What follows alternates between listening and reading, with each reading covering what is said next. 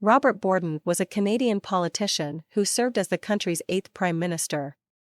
Born in Grand Prix, Nova Scotia in 1854, Borden studied law and became a successful lawyer before entering politics. He was elected to the House of Commons in 1896 and quickly rose through the ranks of the Conservative Party. Borden served as Canada's Prime Minister from 1911 to 1920, during a period of significant change and upheaval in the country. He was in office during World War I and oversaw Canada's participation in the conflict.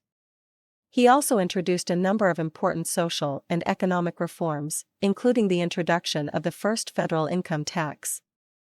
Borden was known for his strong leadership and his commitment to Canadian unity. He was a skilled negotiator and was able to navigate the complex political landscape of Canada during a time of significant change. His leadership during World War I was particularly noteworthy, as he worked to mobilize Canadian resources and support the war effort. Borden's time in office was not without controversy, however. He faced significant opposition from some groups, particularly over his policies related to conscription.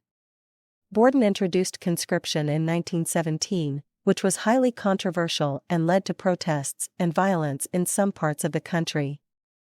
Despite these challenges, Borden's contributions to Canadian society and his leadership continue to be celebrated today.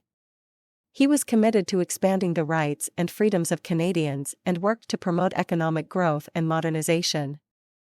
He was also a strong advocate for Canadian unity and played a key role in shaping the country's role on the world stage. Borden retired from politics in 1920 and was later elevated to the peerage as Baron Borden of Vimy. He continued to be active in public life, serving as Chancellor of Queen's University and as a member of the Imperial War Graves Commission. In summary, Robert Borden was a prominent Canadian politician and the country's 8th Prime Minister.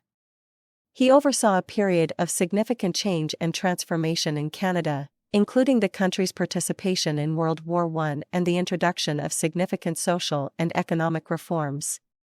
Although his time in office was not without controversy, his contributions to Canadian society and his leadership continue to be remembered and celebrated today.